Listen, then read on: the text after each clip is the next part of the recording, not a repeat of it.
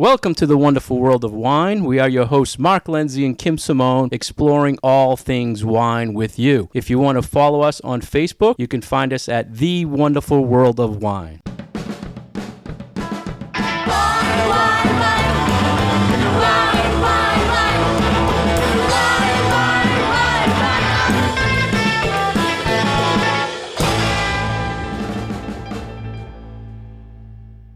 Today, we're excited to talk wine with Franklin's own Bob Vozella of La Cantina Winery. Kim, did you know of this winery? I knew of this winery actually through you, Mark. So Bob owns a small winery here in Franklin that produces their own wines. And he was generous enough one season to invite my family and myself to come and participate in one of their winemaking days.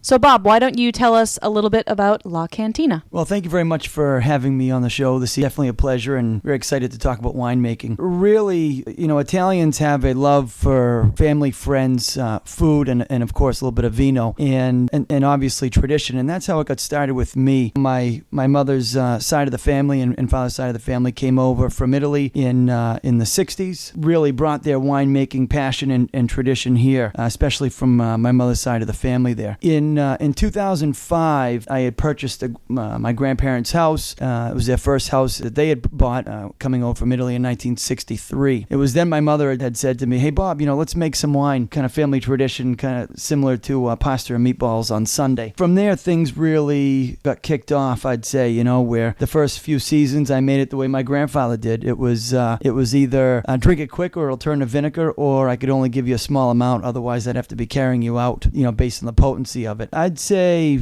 for the first few years, it was, perfecting the process, if you will. I mean, it is considered an art form, but, really making it drinkable. It was in roughly 2008 through 2009, I went, or actually 2010 even, I took online classes at UC Davis in California and achieved a degree in enology. And from there, I constructed a full working winery in the basement of our home. Took from what my grandfather had, which was his hand-dug cellar, where he was, making the wine in demijohns and using old whiskey barrels, to base that had temperature control, fermentation control, and also in the barrel room, and just kind of bringing it from the old traditional style of Italian winemaking to something a little bit more advanced. So it was in 2015 when I became an official winery, and what I mean by that, it's a bonded premise through the TTB, the Commonwealth of Massachusetts, and obviously the assistance from the town. So that really is kind of a quick history, if you will, in a nutshell. As of recent, in July of 2017, we opened up a little tasting room that's located at 355 Union Street in Franklin.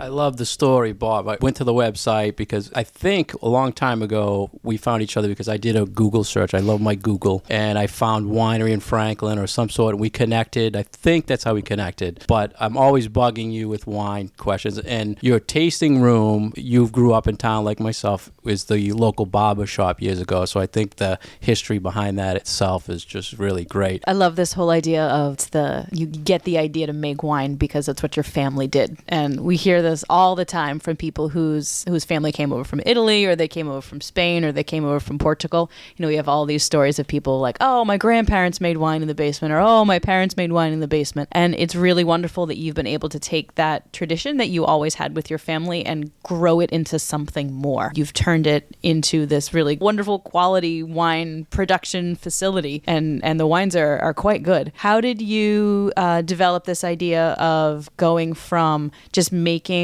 wine for family consumption into this idea of the co-op that you started a few years ago? Yeah, that's a great question.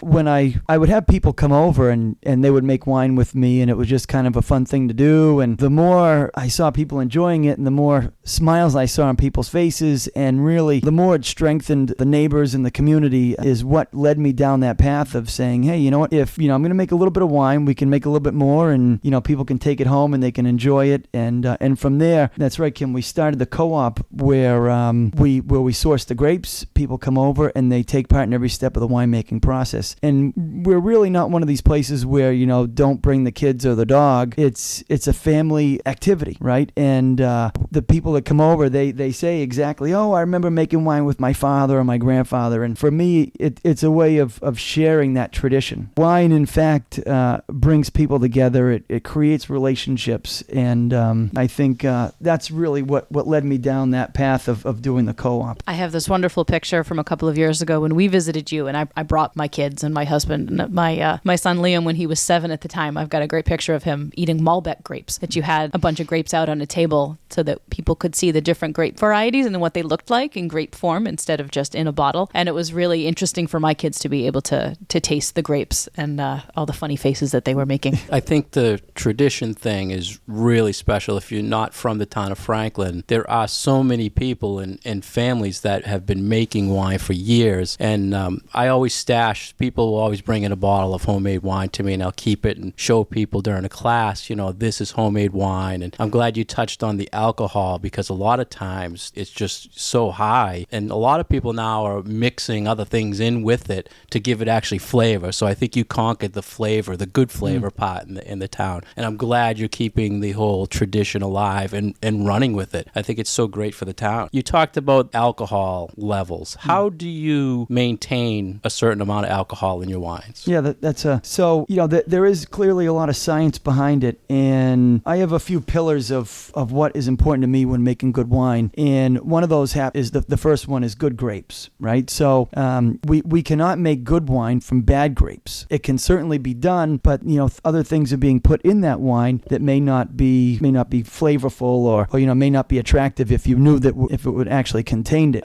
So the way I basically control alcohol is based on the natural sugar in the grape. From my California vineyard that I work with, it's a family-owned vineyard out there, owned by the Lanza family, and passed down over 4 generations. And currently, it's 2 brothers that manage it, Ron and Rick. And I'm in constant communication with them as far as how the grapes are progressing and sugar levels and things like that. So the alcohol level is strictly generated from the level of sugar and the time of when that is being picked. So what happens through the course of fermentation, that sugar is converted into alcohol. Grapes that are left to hang on the vine and wilter in the sun will tend to have higher sugar content. So I'm pretty close with the vineyard as far as that is being controlled.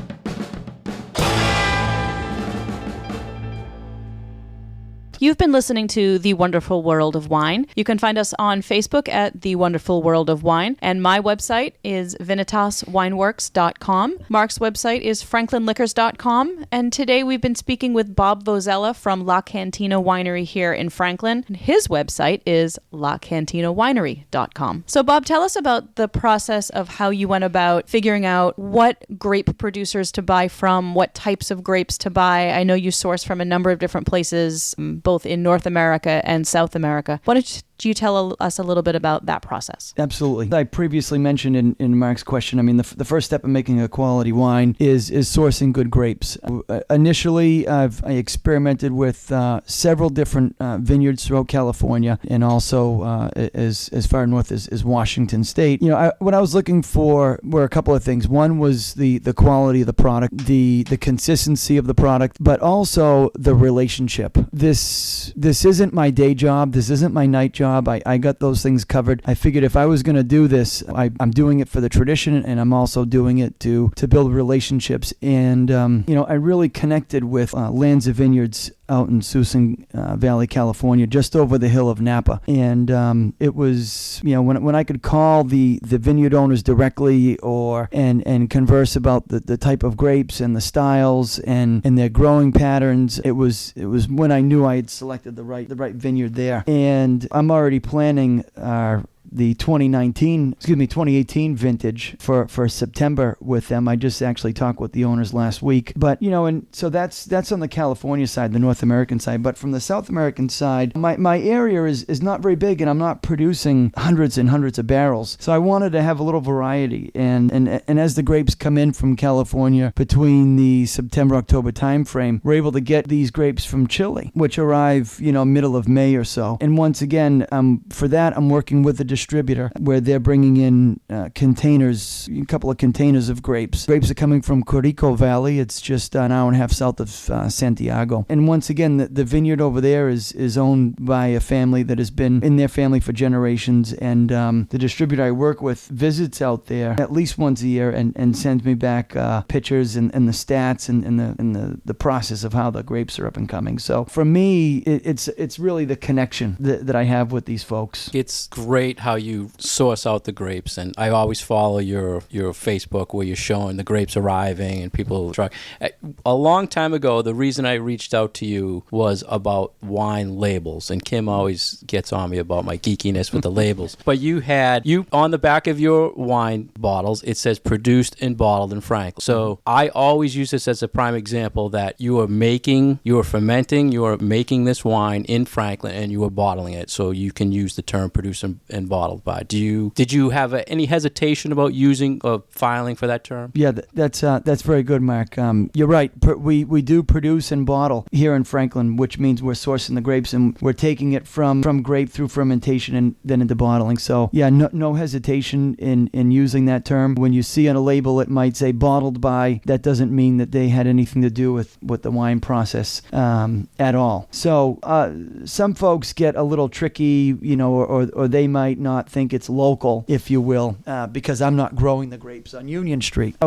Growing grapes here in Massachusetts or New England can certainly be done, and it is being done by some of my colleagues out in the industry. Aronap Cellars is a very small winery out in Westford, or even if you go a little bit larger into Westport Rivers, or I'm very close with the folks out in Truro, and they're growing their own grapes. But if they have a bad winter like we did in 2015, it really puts those folks in jeopardy. So can grapes certainly be grown here? Yes, they can. But are you really going to get a Cabernet or a Malbec out in this region? The answer is probably not, and or very difficult. Yeah, and I think you're doing it very smart in that you're sourcing from North America or South America so you can continue to make it. Plus, you don't have the time to start growing grapes, or as we know. Right. What about, you said you source from the Suisun Valley, correct? Mm-hmm. Have you ever looked into actually using that region on the label? Because they do allow to say where you're sourcing from. Would you consider that? Yes, I would. And actually,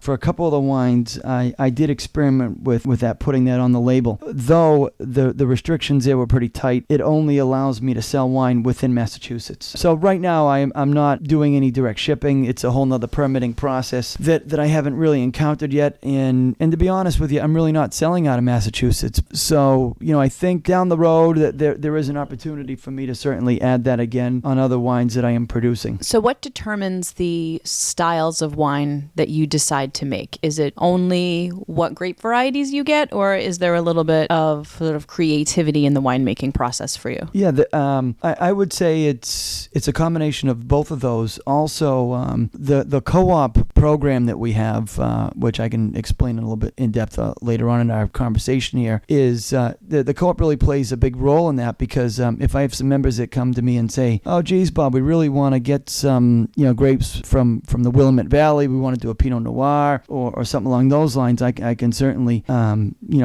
pull that source together. So I do stick with the standard that everyone goes to, whether it's the Cabernet, Malbec, Merlot, and then every year I throw in something a little bit different to kind of spice things up, and also please the members of the co-op. So for the 2018 crush from California, that was our biggest crush to date.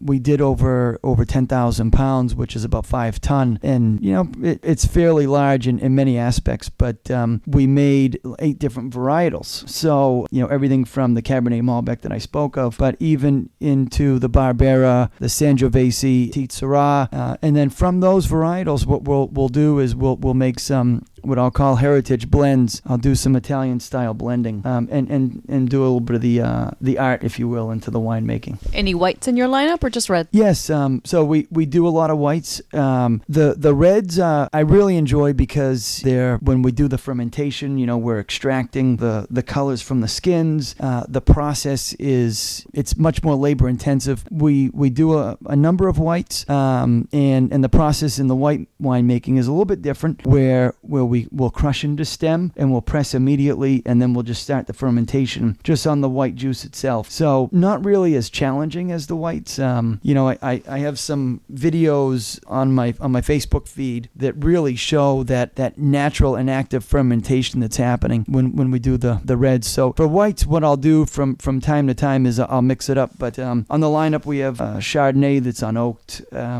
Sauvignon Blanc. I did a rosé that came up very nice, and I'm producing that again. I was able to source some grapes from Italy, so we're doing a Pinot Grigio in a very small batch and a couple of Riesling varietals. What's that cranberry wine all about? Oh, geez.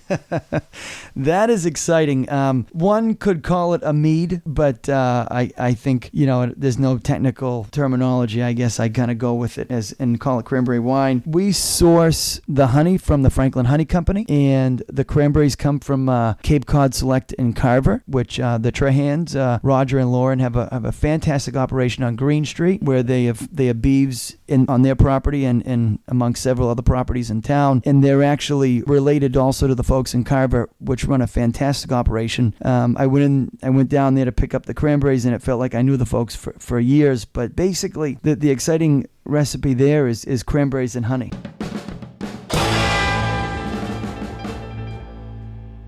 You're listening to The Wonderful World of Wine. Today we're talking with Bob Vozella of La Cantina Winery in Franklin. You can get more information about Bob at lacantinawinery.com. For information about myself, you can go to franklinliquors.com. And for information about Kim, you can go to vinitaswineworks.com. So Bob, my next pet peeve, as Kim knows, is additives in wine. And I'm always bugging you about this, calling you up. How can I test this? How can I do that? Sulfites, everybody asks us. I'm sure you get it in your tasting room quite often. Do you add any sulfites, number one? And do you monitor or measure it so you know to say contains sulfites on your labels? Mm-hmm. So the first question, the answer is yes, we do add sulfites. Sulfites are merely a preservative. So folks that they say, oh, well, we're allergic to sulfites or this or that, pick up a package of dried fruit or even some sriracha sauce, and you'll find that it contains a form of sulfites. What we do is we monitor sulfites very closely. It's a small computer that we take a small sample of the wine. It goes into the small computer, and it tells me how much sulfites are in the wine by measuring ppm, which stands for parts per million. For the label, right? If you pick up a bottle of wine, it says contains sulfites. The ruling on that is if it contains 10 ppm or less, that means I don't have to put it doesn't contain sulfites. The fact of the matter there, folks, is you almost need to chemically strip the sulfites out of the wine, because the sulfites are a natural production through the winemaking process of just mere fermentation. And the wines that don't contain sulfites can potentially be a little risky as far as how long they'll last or even their shelf life, because even through amounts of oxygen getting through a cork or even a cap could certainly damage the wine if it's not protected by sulfites. So really the amount of sulfites is controlled by a couple of things. The first thing is the cleanliness of the grapes coming into the winery. Were they clean? Were they free of any mold or things like that? How well were they cared for at the vineyard? The next thing is how clean was your winemaking process and how well was it monitored is another control of the sulfite. So if my process is somewhat unsterile, if you will, and by far it's not, my sulfite level would need to be increased in order to for that level of protection. So in a nutshell, we're monitoring sulfite right from the very beginning as grapes come into the winery through the barrel aging and then at the very end at bottling. So you can detect a sulfite on a grape skin right off the truck. Yes, absolutely. So what we do is I'm measuring the sulfite right there at the very beginning to see if the vineyard had sprayed, because sulfite is gets sprayed on the grapes as a protectant in the vineyard, or it could be used as they could be put on a sheet of paper, if you will, as a packaging protectant as the grapes. So would you say sulfites are the only additive that you would use, or do you consider acids or also an additive? Yeah. So the other additives that could potentially take place in the winery, Mark just mentioned acid. So depending on the region that the grapes are grown, for example, if they're coming from Lodi and the growing region there is very hot, so the acidity level in that could certainly rise. Tartaric acid could be used to bring that down a little bit. Typically, where the growing region that I'm sourcing my grapes from, the acid that I'm if at all, I'm adding very small amounts of tartaric acid just to bring the pH within an acceptable range of, it's typically between 3.5 and 3.6 in the reds and roughly 3.2 to 3.4 in the white. It is natural, and it's part of the grape already. It's just a matter of how much is being added. The other item that I do add is I add some, once again, it's all natural, but it's a pectic enzyme, which helps break down the skin in the fermentation. So given that you have this understanding of what wine is from the production side of it and not just from the consumption side of it, given all these things that what from your perspective and from a flavor perspective, how would you define a good wine? That is that's a tough one. No, that is the best question, because and I say that if I would ask you folks out there and that are listening to the show, what would be the most popular wine, and you'd be puzzled with, geez, what do I see more on the shelf of, or what have I read lately in the paper, or what do the stats say? Really, the most popular wine out there is the wine that you like, right? And running a tasting room, and Mark especially, running Franklin Liquors and being in the business for so long, and Kim in your line of work and your studies, you quickly see that people have so many different likes and dislikes. I could do a private party and the whole group might like a sweet Moscato, where the next private party everyone just wants some heavy bold red. So what I've done really was kind of train my palate to like just about everything and not be closed-minded, if you will, and try to get an understanding of what makes a sweet wine sweet. And it's not just going and adding 100 pounds of sugar to it. It's stopping the fermentation naturally and achieving the right sweetness from that natural grape. Or, when we talk about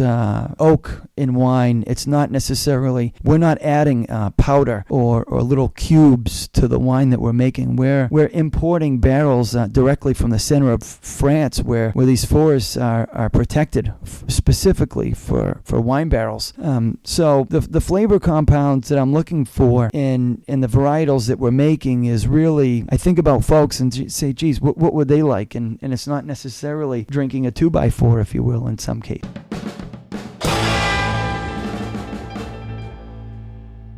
You've been listening to Mark Lindsay and Kim Simone of The Wonderful World of Wine. You can find us on Facebook at The Wonderful World of Wine, and our web pages are vinitaswineworks.com and franklinliquors.com. And today we are having a conversation with Bob Vozella from La Cantina Winery here in Franklin, Massachusetts. And for more information about Bob and his wines, go to lacantinawinery.com. So Bob, you spoke before about the different styles of wine that you're currently making, that you've made for the last couple of years, big reds, red blends. Anything on your bucket list for the next couple of years about some new styles that you think you'd like to try? Yeah, this was the first season where I've done some small batches of Sangiovese and Barbera. What I'm going to be doing is I'm collaborating with the head winemaker, if you will, over at Truro Vineyard down on the Cape there. Great knowledge of vast of knowledge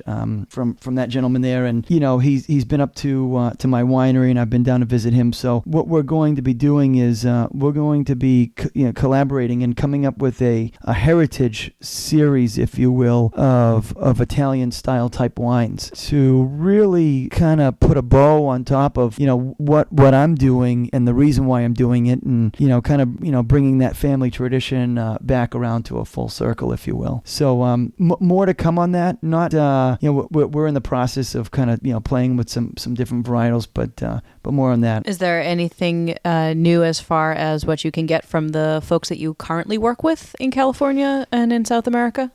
Yes. So what actually I'll throw a loop into this here for a minute if I could. I'm going to be sourcing some grapes from South Africa. Coming this late March or so, where we plan on doing a varietal that's widely grown down there called Pinotage. So that will be something exciting for us, where not readily available to everybody, but through my distributor that I use, I'll be able to source some of those grapes. Well, let's talk about taxes on wine. Now, when you applied for your winery license, you have to pay to the federal government tax per gallon, correct? Yes, that's correct. Is there anything Franklin is getting from you other than the local wine room tax? Because Franklin listeners want to know what they're making from you tax-wise. Yes. So currently, what I am paying a federal government tax that has to be done yearly. The reporting structure there is very intense. I guess it maybe initially more than I bargained for. For folks out there, let's make some wine. It's fun. It's great. But as soon as you start to sell it, it becomes a different ordeal. From the state of Massachusetts, I actually report monthly and pay a tax from that.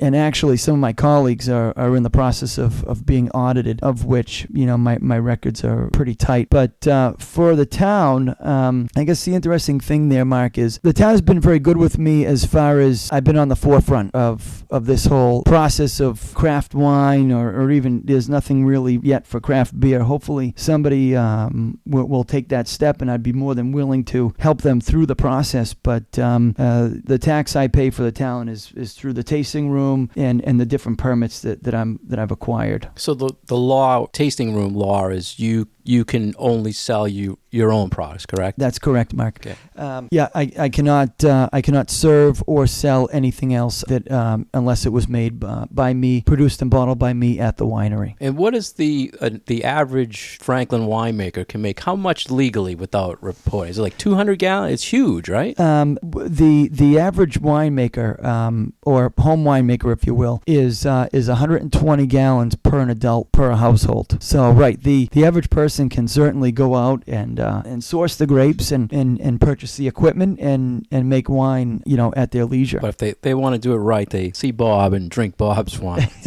Absolutely, or certainly give me a call, and I'd be more than willing to help anybody out. The best part for me is, it's great that I'm sitting here with Mark and Kim, because one would think that, or there've been some folks that have thought, well, geez, Bob is now our competitor, if you will. But where Mark and I have really and Kim have developed a strong relationship and worked well together, and it's not about the competition. And one would also think that, geez, the vineyard in Westford, or the winery in Truro, or all those guys are in competition, and no, it's we're collaborating, we're working together, we're trying to make each other stronger, if you will, and that's why I find it great that Mark and I work well together. And if Mark is not going to go out of business if one less person buys one less bottle of wine, or I'm not going to go out of business because somebody's shopping at Mark's store.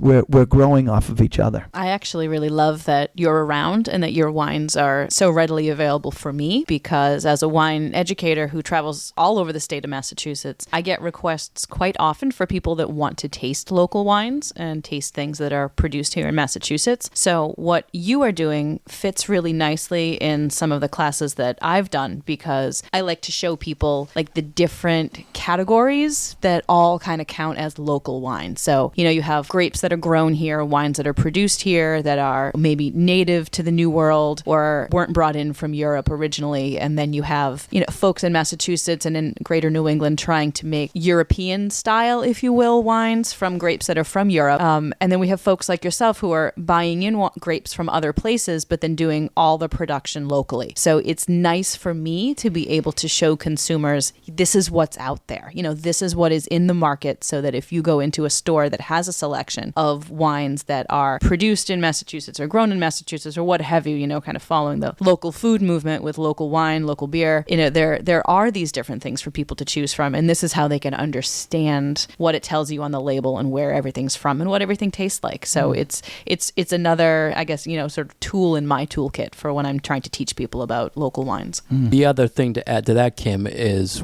we went to a few businesses and their whole motto was we want to support local products. And recently we were in TC Scoops, and she supports everything local and sells Bob's products there. And as far as the business side, I love the whole based on family. And in retail, we've been a family business for many years, and you don't see that anymore, people promoting that. So I love how you support, and it always comes back to the family, and it's a tradition.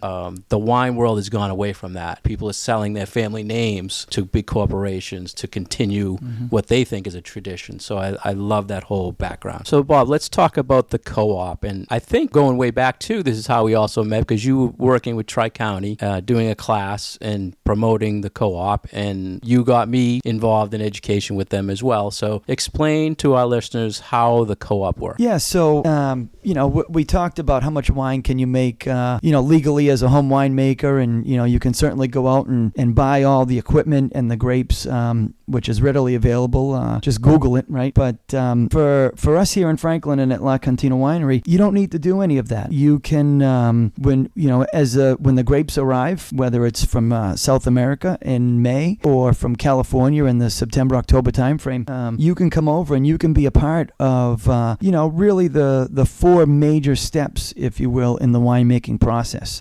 The first step there is the grapes arrive, and we do what's called a crushing to stemming process. So the grapes are all hand-picked. We're the first people to touch them after being picked in the vineyard. The grapes get put through a machine where the stems come out one side, the grapes go through a hose into our fermentation room where the fermentation begins. We ferment on the grapes for about 2 weeks, converting all the sugar into alcohol. You then come back and you basically take part in the pressing. So you're not sitting in the background and watching. You're scooping the grapes out of the fermentation bucket into the press.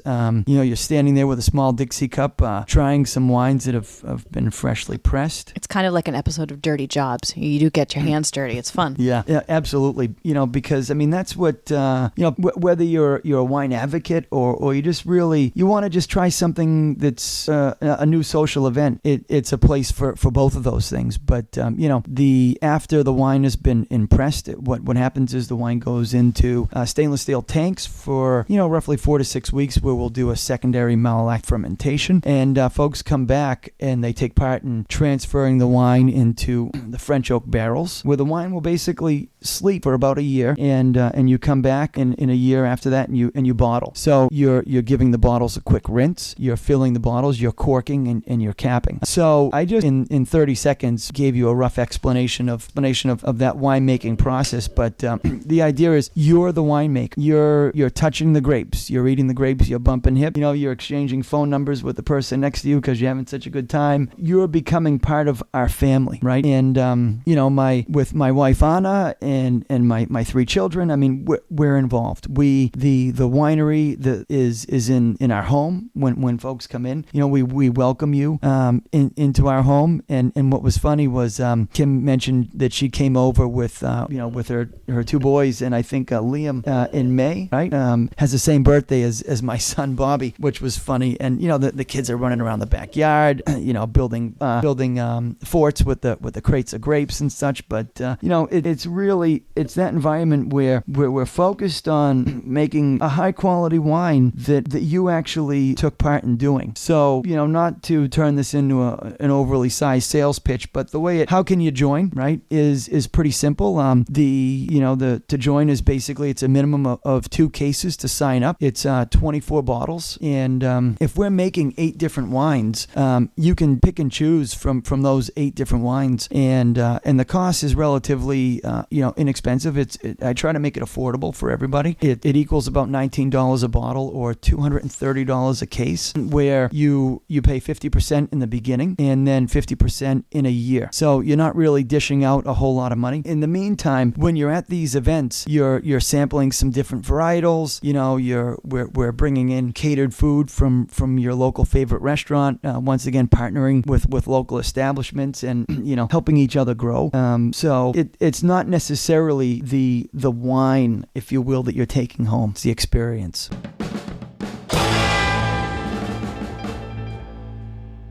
Thank you for listening to The Wonderful World of Wine. Today we're talking with Bob Vozella of La Cantina Winery here in Franklin. To find out more information about Bob, please go to lacantinawinery.com. To find out more information about my partner in wine, Kim, please go to vinitaswineworks.com. And to find out more information about myself, please go to franklinliquors.com. So, Bob, you've been making wine for quite a while, and I'm sure when you just started out, it was a lot of trial and error, a lot of learn by doing. Any major disasters or anything that's happened in the winery that you've got good stories about? Yeah, I will tell you, very early on, when I was experimenting, I had a small batch of Zinfandel that after pressing, I transferred into a stainless steel container, and I believe the batch was probably like a 30-gallon or so, 20-gallon batch. What had happened to me was, after pressing, transferring, what you should do is you should rack off it's called the lees. It's the sediment that takes place after the pressing. You're supposed to rack off within about 3 days or so. What had happened in my case was I didn't know any better, and maybe I missed that chapter in the book, but it sat on the lees for a lot longer. And what had happened was there was still some yeast cells that were alive, and that transferred into some active growth, but it was all buried in the muck, if you will. It was the lees, and it created a hydrogen sulfide smell, which technical term on that was rotten eggs. So as soon as I lifted up the cover, that smell rapidly went through the house, and I had a bad situation.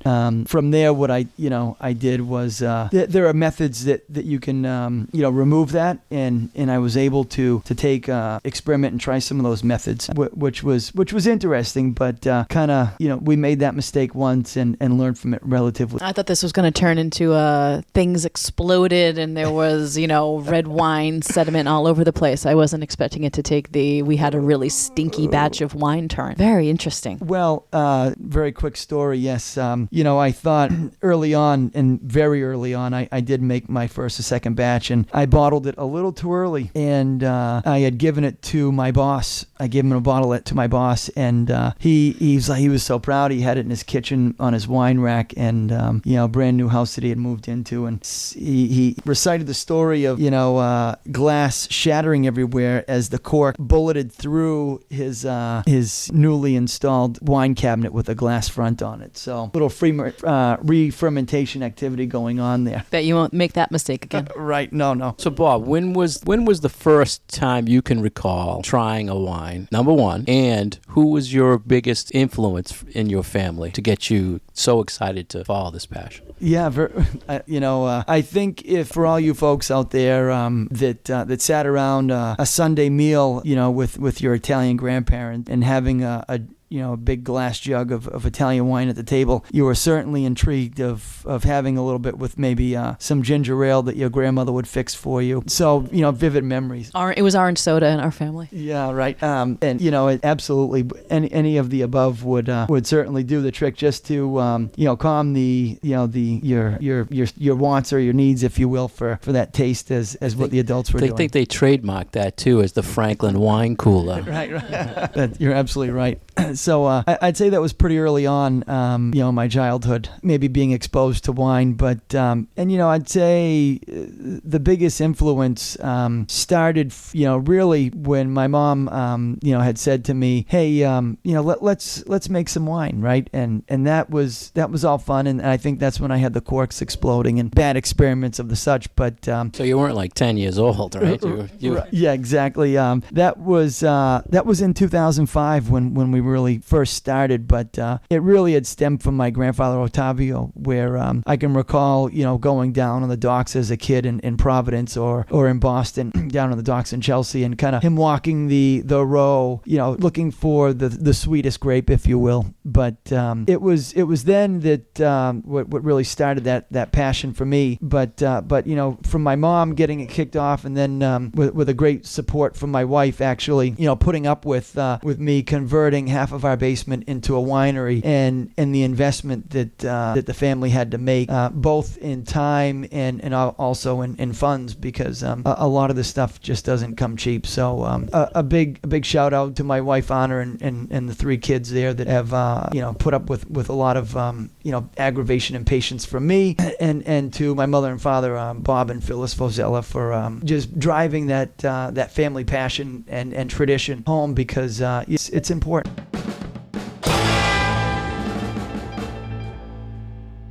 Well, Bob, thank you for joining us today on The Wonderful World of Wine. It's really been really excellent to have a local wine producer join us on the show and just talk about the things that you are working on specifically, and then, all the really cool small business things that we do here in Franklin. Yes, Bob, it's been an absolute pleasure. I just think it's great that we don't have to search the whole world of wine here today, and just go right down the street in Franklin and find some beautiful wines. And I think the whole family thing is just so good for wine in general. Thank you very much. Yeah, both Mark and Kim, I really appreciate you inviting me onto the show, really giving me an opportunity to, let the folks out in Franklin and surrounding towns know that there is actually a winery here, because there are people that live right down the street that don't know that we exist. And both of you have also touched on the fact that the local pride there, and the fact that, we can work together and support each other, because really without that, it's difficult to grow and succeed. So,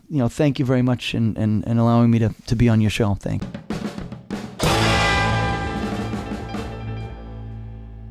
Thank you for joining us for The Wonderful World of Wine. You can find us on Facebook at The Wonderful World of Wine, and join us again for our next show.